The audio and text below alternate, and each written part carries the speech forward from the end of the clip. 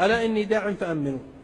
تذكرت سوريا، دمشق، يا كنز أحلامي ومروحتي، أشكو العروبة أم أشكو لك العرب، أدمت سياط حزيران ظهورهم، والبغي قد جرب الطغيان واحترب.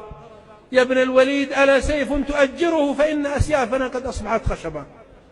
أمة الإسلام، أنا داع أقول، قلت بيت قبل 10 أشهر وإن شاء الله يتحقق، والشام تنصب للسفاح مشنقة، بشرى لبشار فالساعات تقترب.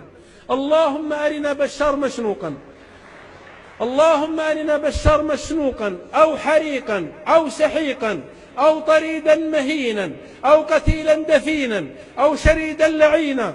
اللهم فتكه من فتكاتك الساحقة، اللهم غضبه من غضباتك الماحقة. اللهم يا من كسر بالفناء ظهور الأكاسرة، اللهم يا من قصر بعظمته آمال القياصرة، اللهم يا من هتك بجبروت أستار الجبابرة، اللهم اهتك ستره وهدم قصره واقسم ظهره وشتت أمره يا رب العالمين. اللهم يا كاشف الخوافي ويا مرسل الرياح السوافي، ألحق بشار بالقذافي.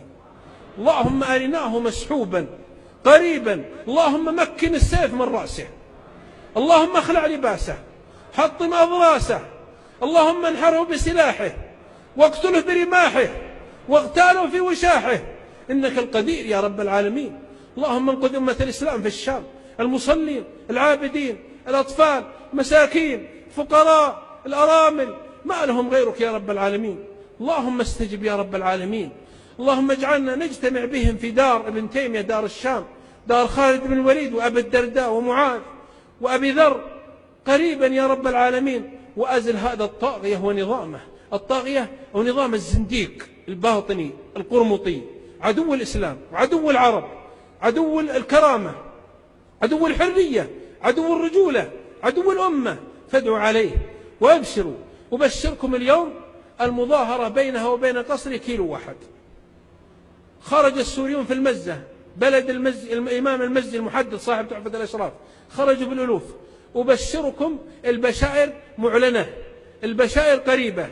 والدكتور محمد الرومي معبر رؤى ابن سيرين العصر يبشر العلماء في الرياض، ويبشر المشايخ بفجر جديد في الشام، ترتفع راية التوحيد قريبا إن شاء الله بإذن الواحد الأحد. بشروا وابشروا، إن تنصروا الله ينصركم ويثبت أقدامكم. فأتى الله بنيانهم من القواعد فخر عليهم السقف من فوقهم.